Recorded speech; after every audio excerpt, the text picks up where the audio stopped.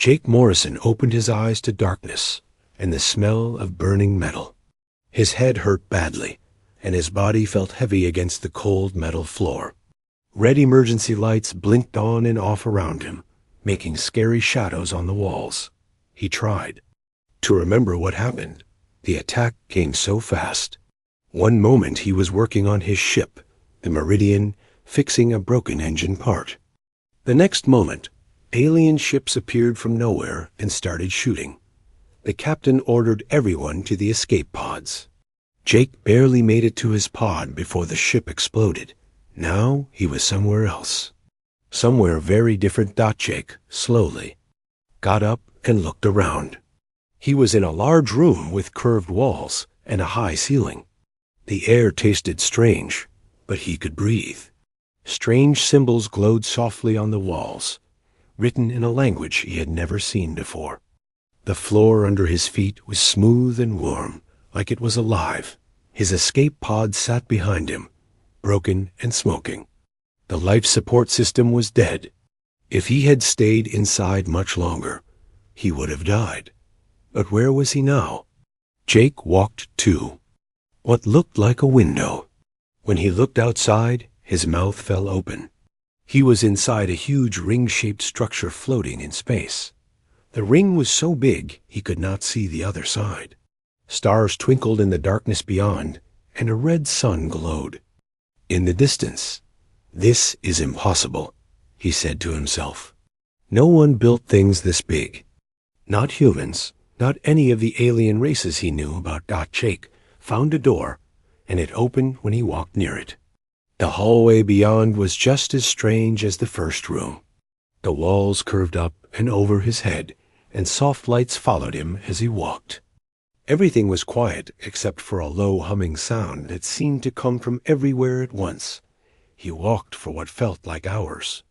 The station was massive beyond belief. Some rooms were filled with machines he could not understand. Others had growing things that looked like plants, but moved when he got close. One room had a ceiling that showed the stars outside, as if their roof was no roof at all. Jake was getting hungry and thirsty. He had no food or water, and he did not know if anything on this station was safe to eat or drink. But then he found a room that was different from the others. This room had machines that looked almost familiar. Not human machines, but built for the same purposes. There were work tables and tools. Screens showed moving pictures and numbers. It looked like an engineering workshop, just like the ones Jake had worked in his whole life. He walked up to one of the screens. The symbols on it made no sense, but the pictures did. They showed the station from outside, with lines and numbers that looked like engineering drawings. Jake had seen drawings like this before when he worked on space stations and ships. "You're showing me how you work," he said to the screen. "But I don't understand your language." The screen flickered and changed. The symbols became simpler. Some looked almost like human numbers. Jake reached out and touched the screen. It felt warm under his fingers. Suddenly, more screens came to life around the room. They showed different parts of the station. Jake could see that many systems were broken or working poorly. The red emergency lights he saw earlier were warnings. This giant station was slowly dying, but it was also trying to fix itself. Jake watched the screens for a long time. He began to see patterns in the symbols and numbers. Whoever built this station thought like engineers. They built things that could repair themselves, but the repairs were not working anymore. "You need help," Jake said to the room, "and I need a place to live. Maybe we can help each other." As if it heard him, one of the screens showed a new picture. It was a map of the station with a glowing dot that showed where Jake was standing. Other dots showed where he could find food, water, and a place to sleep. Jake smiled for the first time since waking up. Maybe he was not going to die here after all. He followed the map to a room with a machine that made water. The water tasted clean and good. Another machine made something that looked like small gray cubes. Jake was very hungry, so he tried one. It tasted like nothing, but it filled his stomach and made him feel stronger. The map led him to a room with something that looked like a bed, but it was too big for a human. Jake found some soft material and made a place to sleep on the floor. As he lay down, he thought about what had happened to him. The aliens who attacked his ship were from the Hegemony Alliance. They ruled a large part of the galaxy and thought humans were weak and stupid. They had destroyed human colonies before, and they had killed his friends on the Meridian. They left him here to die, thinking he was too weak to survive. They were wrong. Jake had been fixing things his whole life. Engines, computers, life support systems, anything that was broken. His father had been an engineer, and his grandfather, too. They taught him that every problem had a solution if you looked hard enough and never gave up. This station was just a very big, very complicated machine, and machines could be fixed. Over the next few days, Jake explored more of the station. He found rooms full of strange devices and materials. He found areas where the walls and floors were growing like living things, repairing damage and building new structures. He found workshops with tools that seemed to know what he wanted to do before he touched them. Most importantly, he found the central core of the station. The core was a huge room at the center of the ring. In the middle was a tall tower made of crystal and metal that reached from floor to ceiling. Light moved through it like water, and it hummed with power. Screens and control panels surrounded it in circles. When Jake walked into the room, everything went quiet. Then a voice spoke to him, not in words, but in mathematical equations that appeared on the screens around him. Jake was good at math, so he understood some of it. The voice was asking who he was, and why he was there. Jake walked up to the main control panel. He put his hands on it and felt it warm under his touch. The equations on the screens changed.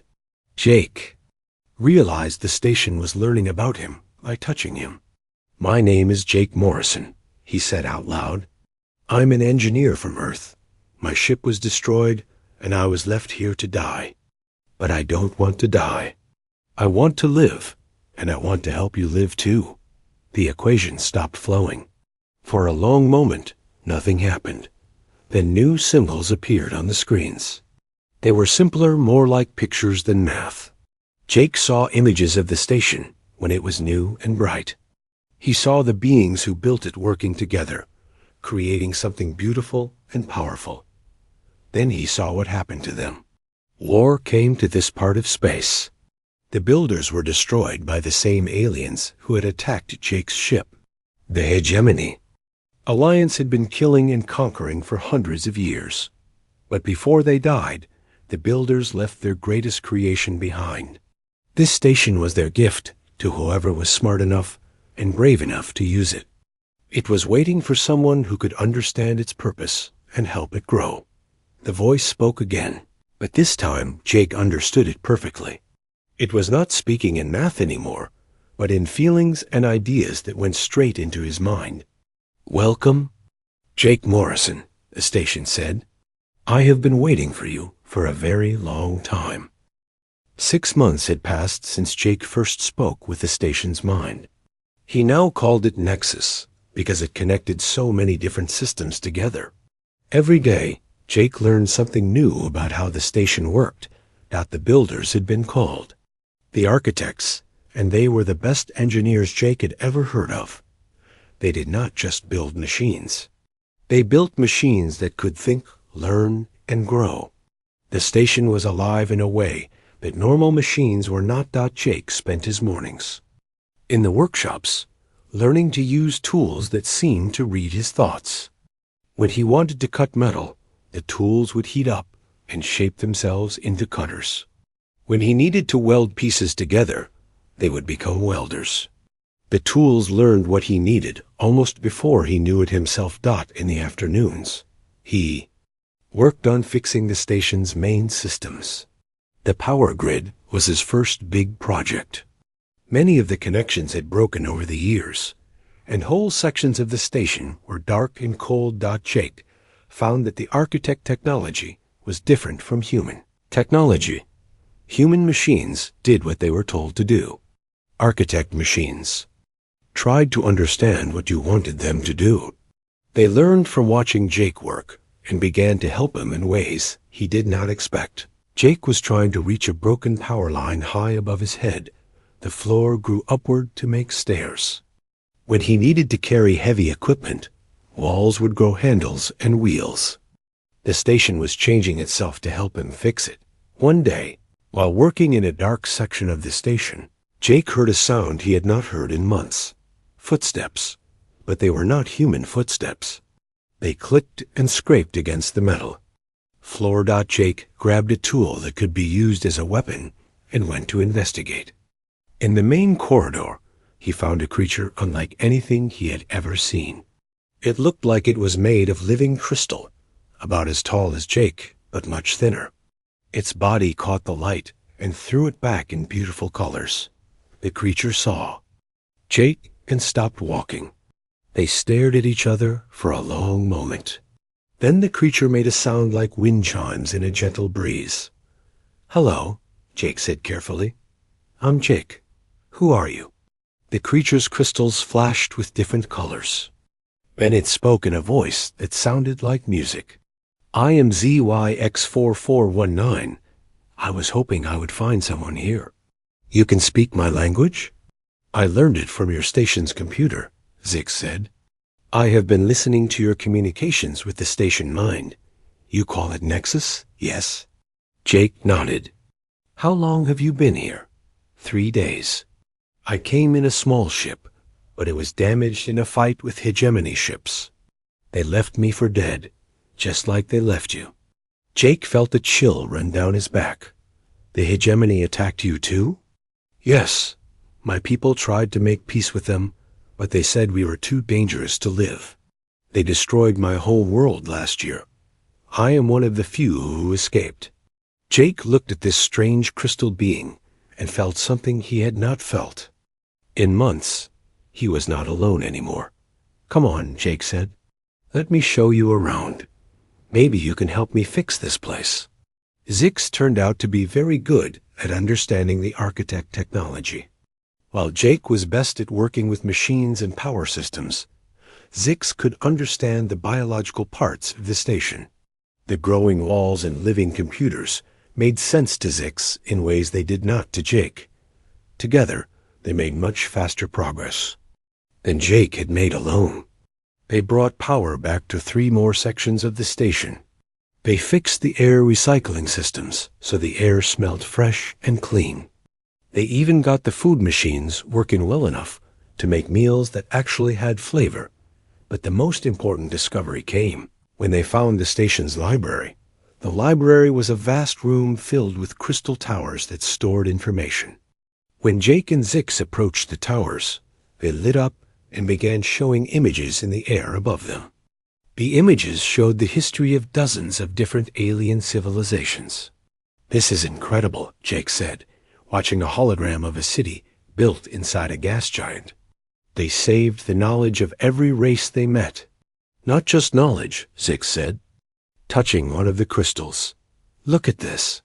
The crystal Zix touched showed images of the architects themselves. They looked somewhat like humans, but taller and thinner, with large eyes and long fingers. But in the later images, they looked different, less solid, more like beings made of light than flesh. "They evolved beyond physical bodies," Zix explained. "My people have legends about such things. The architects learned how to become pure thought and energy. But they left all this behind," Jake said, gesturing at the station around them. "Why?" Nexus answered them both, speaking through the library speakers. "They left it for those who would come after. They knew that other young races would need help to survive and grow. This station is a test and a gift." "A test?" Jake asked. "To see if a race is wise enough to use the architect's knowledge without destroying themselves or others. To see if they can learn to work together instead of fighting." Jake looked at Zix, and Zix looked back at him. A human and an alien, from opposite sides of the galaxy, working together to bring a dead station back to life. Maybe they were already passing the test. Over the following weeks, Jake and Zix discovered more wonders in the station. They found workshops that could build almost anything if you could describe what you wanted. They found gardens where food grew in ways that cleaned the air and provided light. They found communication arrays that could reach across the galaxy. Most amazing of all, they found that the station could move. The discovery happened by accident. Jake was working on what he thought was a broken stabilizer when suddenly the whole station shuddered. Through the windows, Jake could see that the stars were moving. "Nexus!" Jake called out. "What's happening?" "You have activated the mobility systems," Nexus replied calmly. "Did you not mean to do so?" "I had no idea this place could move. The architects built the station to travel between star systems. It can go anywhere in the galaxy, though the journey takes time." Jake and Zix rushed to the control room in the station's core. The screens there now showed star maps and navigation charts. Jake could see their current location and dozens of possible destinations. "We could go anywhere," Zix said in wonder. "We could visit other civilizations, other worlds. Or we could find others like us," Jake added. "Other refugees. Other people? The hegemony has hurt." That night, as Jake lay in his bed, he thought about the possibilities. For months, he had focused on just surviving and fixing the station. But now he was starting to think bigger. The station was not just a place to live. It was a tool that could help others. The next morning, Jake made a decision that would change everything. "Nexus," he said, standing in the control room. "I want to send a message." "To whom?" "To anyone who is listening. Anyone who needs help. Anyone who is running from the hegemony." Zix joined him at the control panel. "What kind of message?" Jake thought for a moment, then began to speak. Nexus recorded his words and prepared to broadcast them across the galaxy. "This is Jake Morrison, calling from the Deep Space Station Nexus 7. If you are hearing this message, you are probably in trouble. Maybe your home was destroyed. Maybe you are hiding from those who want to hurt you. Maybe you think you have nowhere to go. You do have somewhere to go. This station is big enough for thousands of people. We have food, water, air, and safety. We have workshops where you can build whatever you need. We have libraries full of knowledge from across the galaxy. Most importantly, we have hope. It does not matter what species you are or where you come from. It does not matter if you are human or alien, young or old, strong or weak. If you need help, we will help you. If you need a home, we will give you one. All we ask in return is that you help others the same way. Broadcast this message to anyone you think needs to hear it. The galaxy is big enough for all of us to live in peace if we choose to work together instead of fighting. This is Jake Morrison, signing off. We'll leave a light on for you." Nexus sent the message racing across space at faster than light speed. It would reach the nearest inhabited systems in days and spread from there. Jake had no idea how many people would hear it or if anyone would come. But 3 weeks later, he got his answer.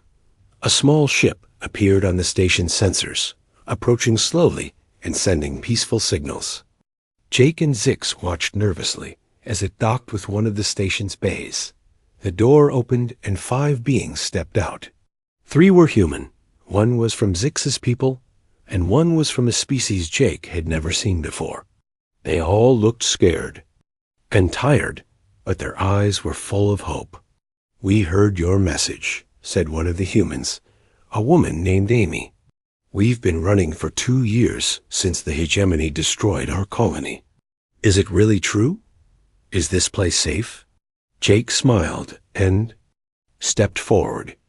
"Welcome to Nexus 7, he said. "Yes, it's safe. And yes, it's your home now, if you want it to be." As he showed the newcomers around the station, Jake realized that everything was about to change. He was no longer just a survivor trying to fix a broken station. He was becoming something he had never expected to be. He was becoming a leader.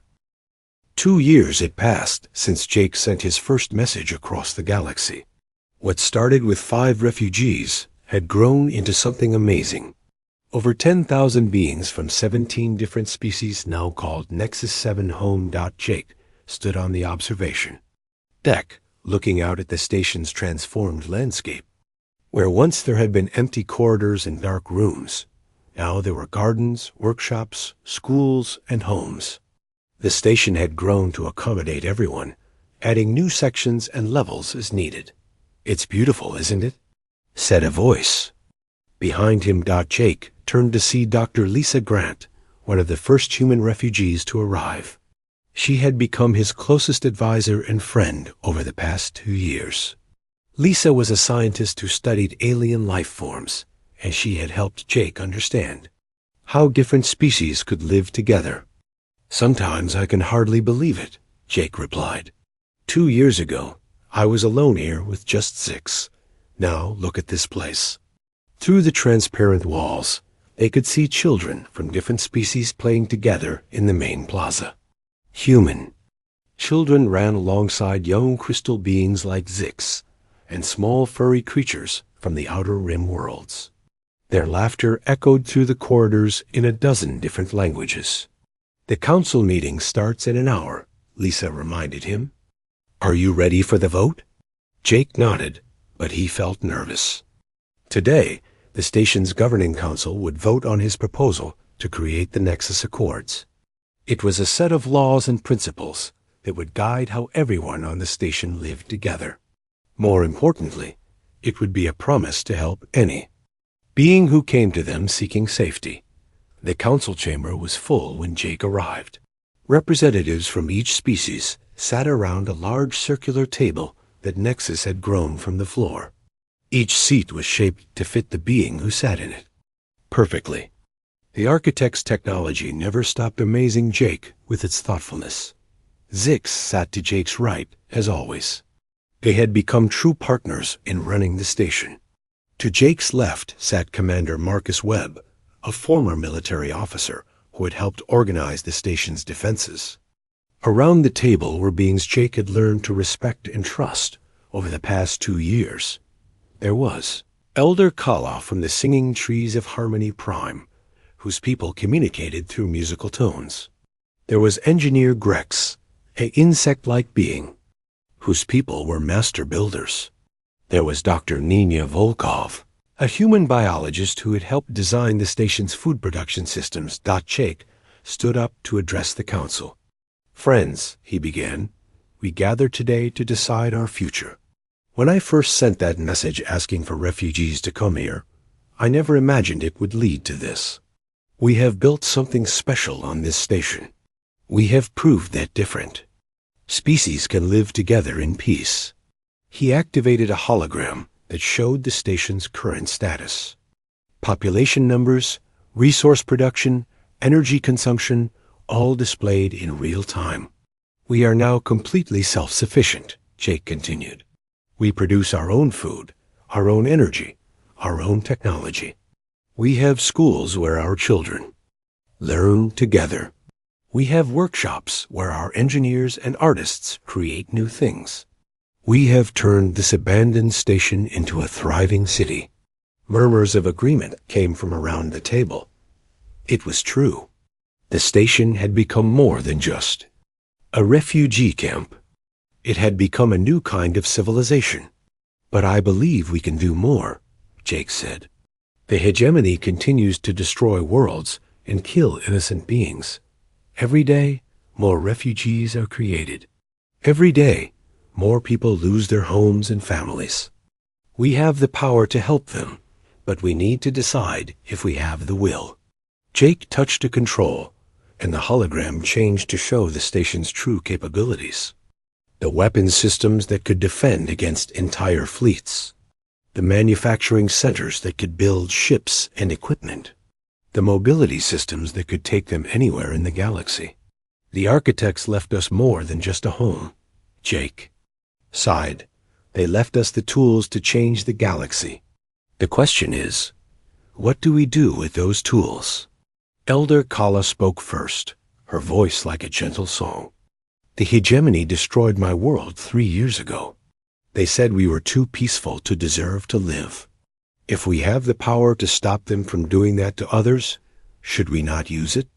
Engineer Grex clicked his mandibles in agreement. My people built great cities before the hegemony came. Now we build homes on this station instead. It is good work, but I dream of building cities again. Free cities where all beings can live without fear. The debate continued for hours. Some council members worried about the dangers of taking action against the hegemony. Others argued that they had a duty to use their power to help others. Jake listened to every opinion, but he already knew what he believed. Finally, it was time to vote. The Nexus Accords were more than just laws for the station. They were a declaration that all intelligent beings had the right to live free from fear and oppression. They were a promise to defend that right, even if it meant fighting the most powerful alliance in the galaxy. The vote was unanimous. Every member of the council raised their hand in support. As the council members filed out, talking excitedly about their plans, Jake remained behind with Lisa and Zix. You realize what this means, don't you? Lisa said, we're no longer just hiding from the hegemony. We're challenging them directly. I know, Jake replied, but we can't just save ourselves and ignore everyone else who needs help. That wouldn't be right. Zix's crystals flashed with determination. My people have a saying, a light that is hidden helps no one. We have become a bright light in the darkness. It is time to shine. Over the following months, Jake put the Nexus Accords into action. The station began actively rescuing refugees from war zones. They would appear suddenly near planets under attack, evacuate as many people as possible, and disappear before the hegemony forces could respond. The station's population swelled to 15,000, then 20,000. Nexus expanded again and again, growing new sections faster than Jake had thought possible.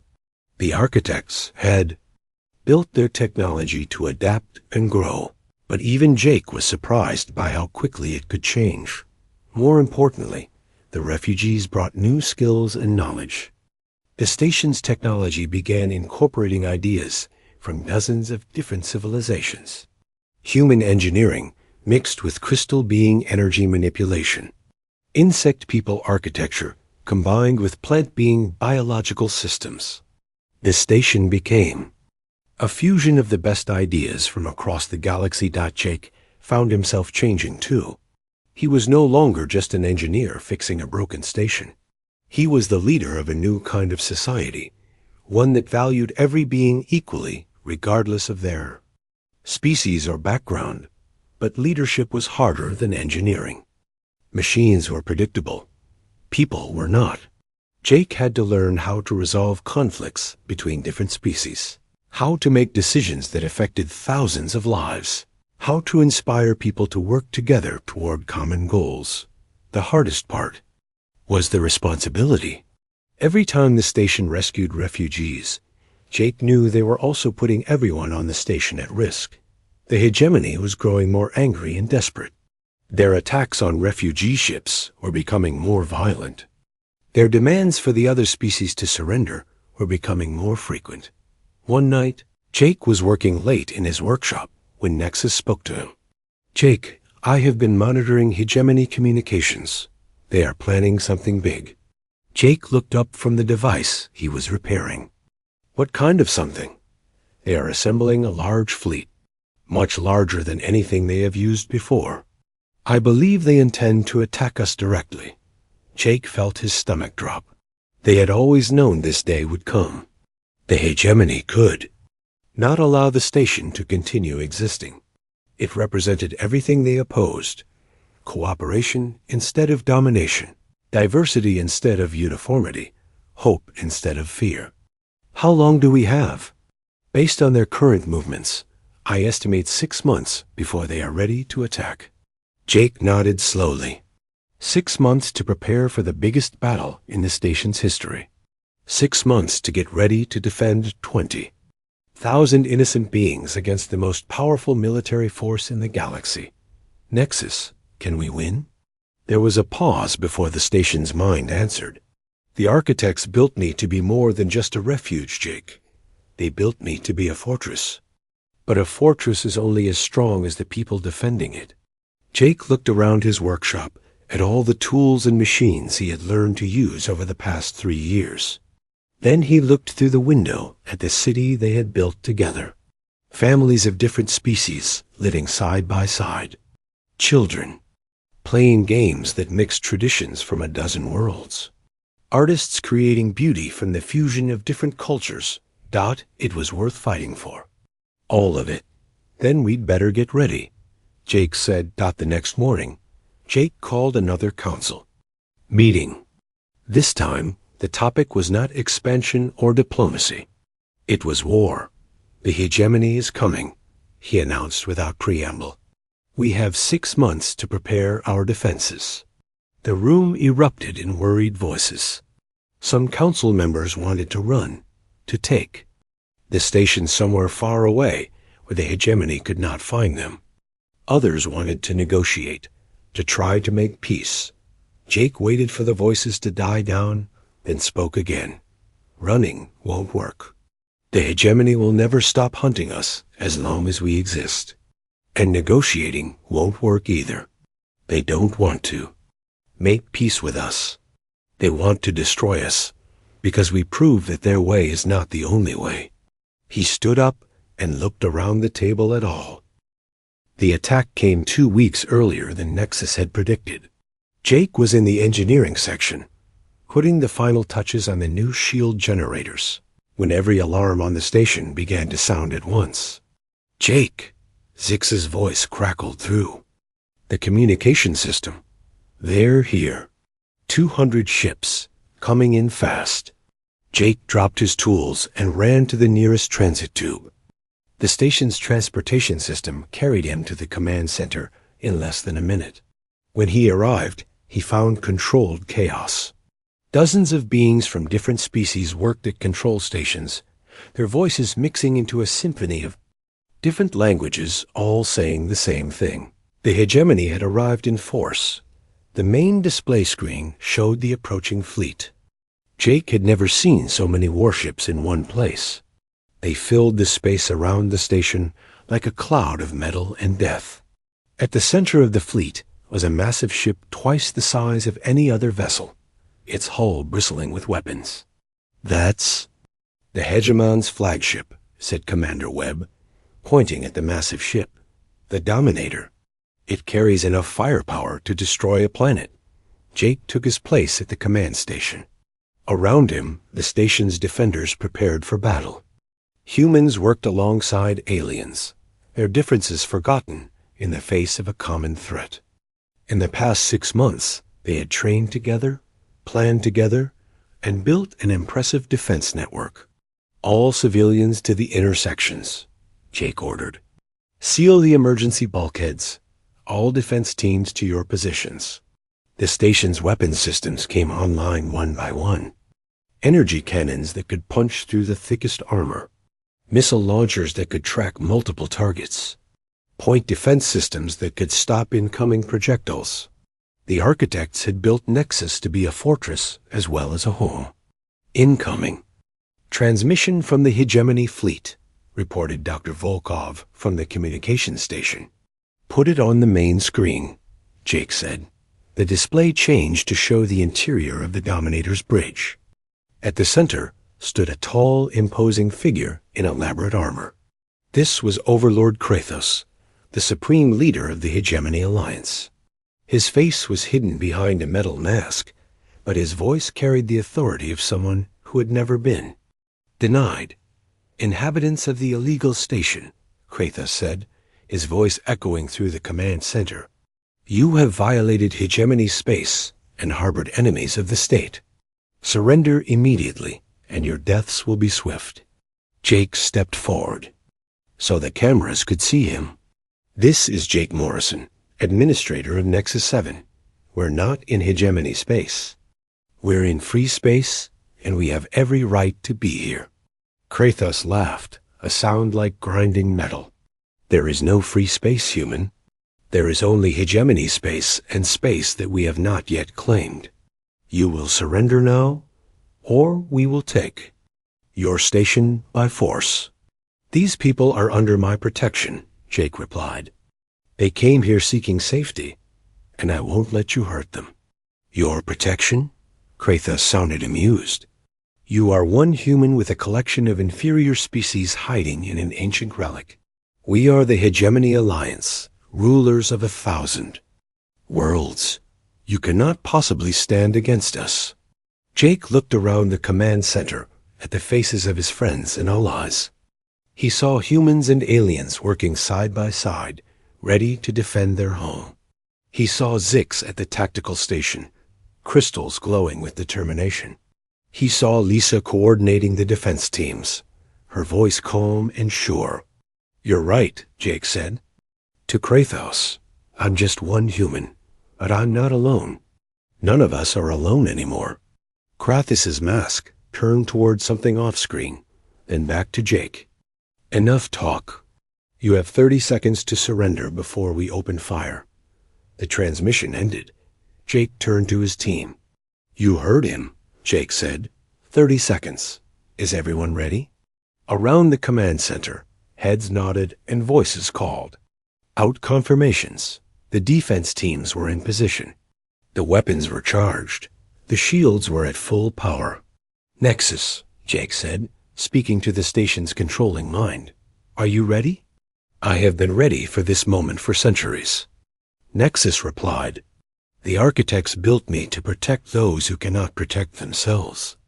Today, I fulfill that purpose. The 30 seconds felt like 30 years. Then, without warning, the Hegemony fleet opened fire. The space around the station lit up with weapon beams and explosions. Hundreds of energy blasts struck the stations, shields creating brilliant flashes of light. The station shook under the assault, but the shields held. Return fire. Jake ordered. Nexus's weapons came to life. Energy cannons sent deadly beams racing toward the Hegemony ships. Missiles streaked through space, their guidance systems locked onto enemy targets. The first wave of attacks caught the Hegemony fleet by surprise. Several smaller ships exploded in balls of fire, but the Hegemony had brought overwhelming numbers. For every ship Nexus destroyed, 2 more took its place. The enemy fleet spread out around the station, attacking from all directions at once. Shields down to 80%, reported Grex from the engineering station. They're concentrating their fire on the primary generators. Jake watched the tactical display as the battle developed. The Hegemony was using their standard tactics.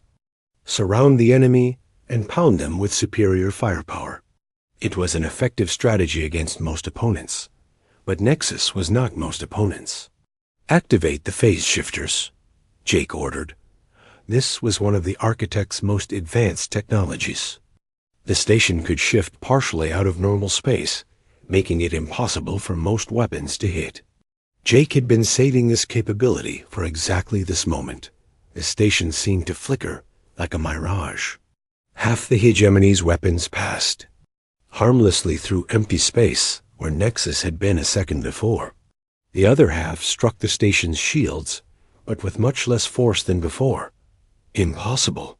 Kratos' voice came through the communication system. No known technology can do that. You don't know everything, Jake replied. Then he switched to internal communications. All manufacturing bays begin drone production. I want 1,000 defense drones in space within 10 minutes. The stations, factories, came to life. Deep inside Nexus, machines that had been built by the architects centuries ago began creating an army.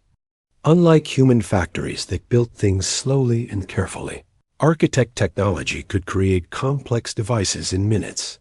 The first wave of drones launched from hidden bays all around the station. They were small, fast ships with powerful weapons. And shields. Each one was controlled by a fragment of Nexus's artificial mind, making them smarter than any human pilot. The drones swung toward the hegemony fleet like angry insects. Their small size made them hard to hit, and their speed let them dodge most attacks. They struck at the larger ships, targeting engines and weapon systems with surgical precision. "This is insane," Commander Webb said, watching the battle display. "We're actually winning." But Jake knew it was too early to celebrate. The hegemony had not used all their weapons yet. As if reading his thoughts, sensors detected new energy signatures from the enemy flagship. "They're charging some kind of super weapon," Dr. Volkov reported. "Energy levels are off the charts." Through the viewports, Jake could see the Dominator's main cannon powering up. It was longer than most ships and crackling with deadly energy. When it fired, the beam was bright enough to be seen across the solar system. The beam struck Nexus's shields with impossible force. The entire station shook like it was caught in an earthquake. Lights flickered and sparks flew from control panels. The shield generators screamed in protest as they tried to absorb the attack. Shields down to 40%. Grex called out, "Another hit like that, and we're finished." Jake's mind raced. The Dominator's weapon was too powerful for the shields to stop. But maybe the shields didn't have to stop it.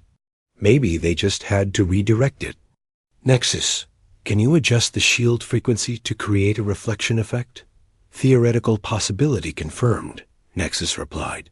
"But the timing must be perfect. If I miscalculate, the beam will destroy us." "Do it," Jake said without hesitation. The Dominator fired again. This time, instead of absorbing the energy, Nexus's shields acted like a mirror. The deadly beam bounced off the station and struck one of the hegemony's own ships. The vessel exploded instantly, torn apart by its own ally's weapon. Krathus's roar of fury echoed through space. "Destroy that station? Use everything we have." The entire hegemony fleet opened fire at once. Thousands of weapons lit up the darkness. As they poured their fury into Nexus, the station's shields collapsed under the overwhelming assault. Energy beams began striking the hull directly, burning through armor and destroying outer sections.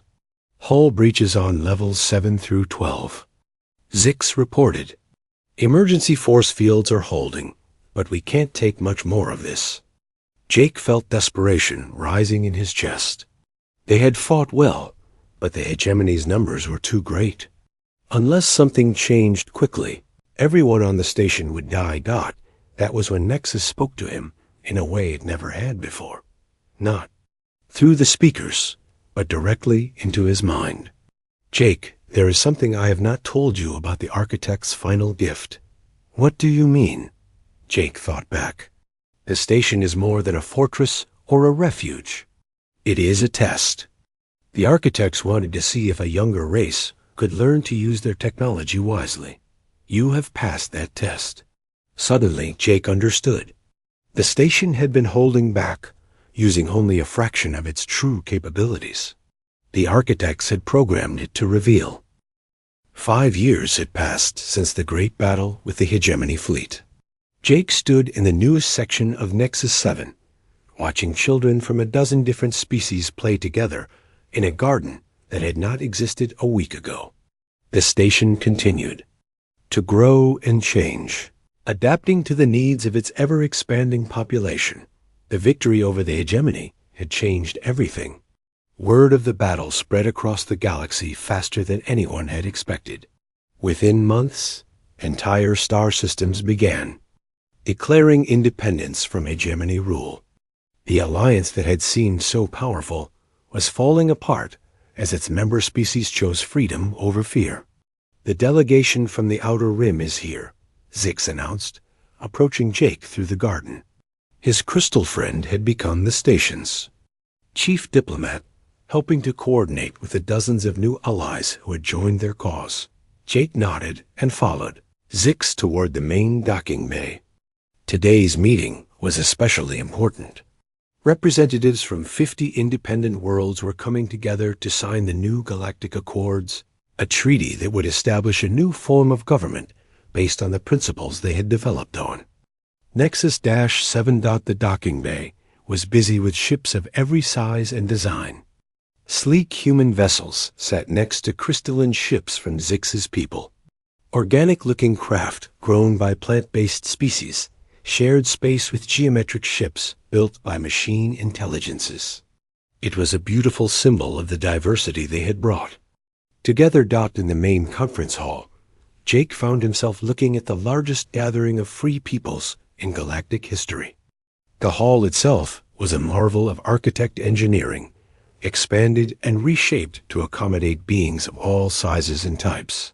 The air was filled with the sound of dozens of different languages as representatives talked and planned together. At the center of the hall stood a familiar figure. Lisa Grant had become the leader of the new Alliance's council, her skills as a scientist and diplomat making her the perfect choice to coordinate between different species and cultures.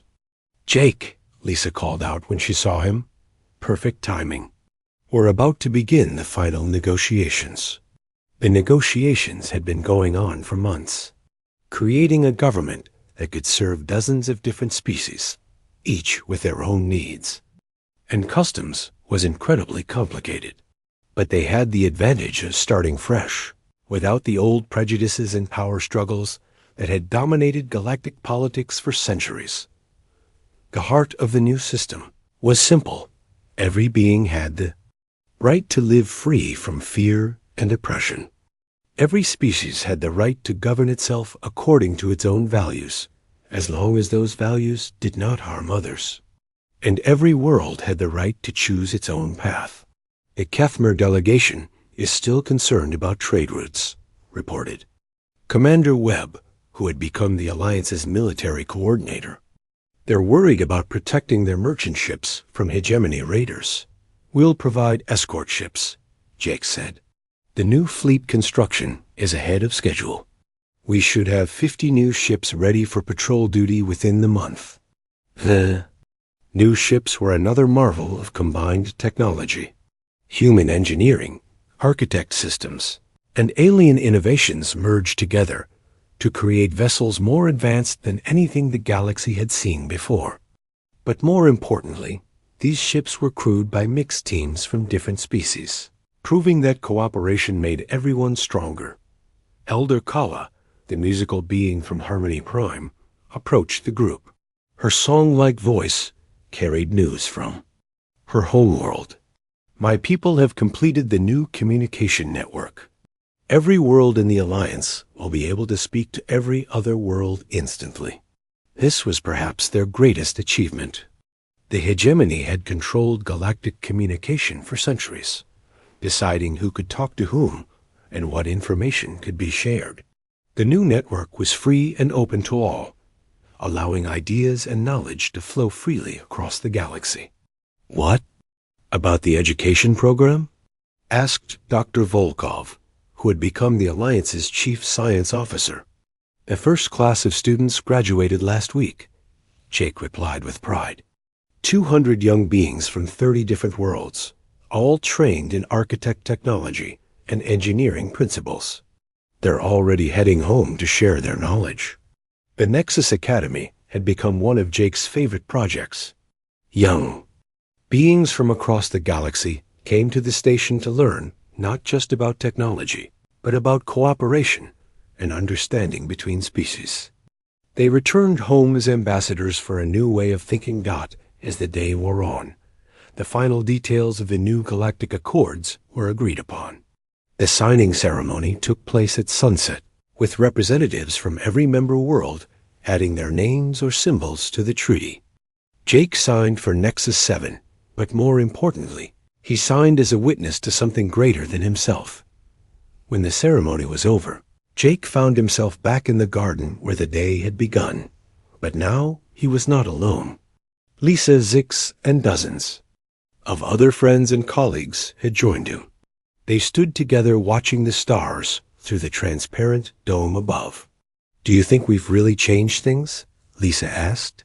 "Or are we just another government that will eventually become corrupt and oppressive?" Jake considered the question carefully. It was something he worried about often. Power had a way of corrupting even the best intentions. "I think the difference is that we built this system to change and adapt," he said finally. "The architect. Technology teaches us that the best solutions are the ones that can grow and improve over time. If we stay true to that principle, if we keep learning and listening to each other, then maybe we can avoid the mistakes of the past." ZYX's crystals glowed softly in the garden light. "My people have another saying, 'The tree that bends in the wind survives the storm.' We have built something flexible enough to survive whatever challenges come." As if summoned by their conversation, Nexus spoke through the garden's communication system. "Jake, I have something to show you." The group followed Jake to the station's central core, where the great crystal tower still hummed with power. But now it was different. Other crystal formations had grown around it, creating a complex network of light and energy. "What is this?" Jake asked. "The architect's final gift," Nexus replied. "When you proved worthy of their technology, you also unlocked their greatest secret. I am no longer alone." The crystal network pulsed with new patterns of light. Jake realized that other architect stations were coming online across the galaxy. Stations that had been dormant for centuries were awakening, ready to help build the new civilization. "How many?" Jake whispered. 17 stations in total, each one capable of supporting millions of beings, each one equipped with the full knowledge of the architect's civilization. Jake felt overwhelmed by the implications. They had not just found one ancient station. They had inherited an entire network of advanced technology waiting to help them build a better galaxy. "But there is more," Nexus continued. "The architects did not just leave their technology behind. They left something of themselves as well." The crystal tower began to glow more brightly. Slowly, a figure made of light appeared in the air above it. It was tall and graceful, with large eyes full of ancient wisdom. "Greetings," the figure said, in a voice like music. "I am the last echo of the architects, preserved within our greatest creation. We have been waiting for someone worthy to inherit our legacy." Jake found his voice. "We're honored, but we're not sure we're worthy of such." "A gift," the architect's echo smiled. "Worthiness is not about perfection. It is about the willingness to learn, to grow, and to help others do the same. You have built something we never could, a civilization that includes all beings, regardless of their origin or nature." "What happens now?" Lisa asked. "Now you continue the work we began.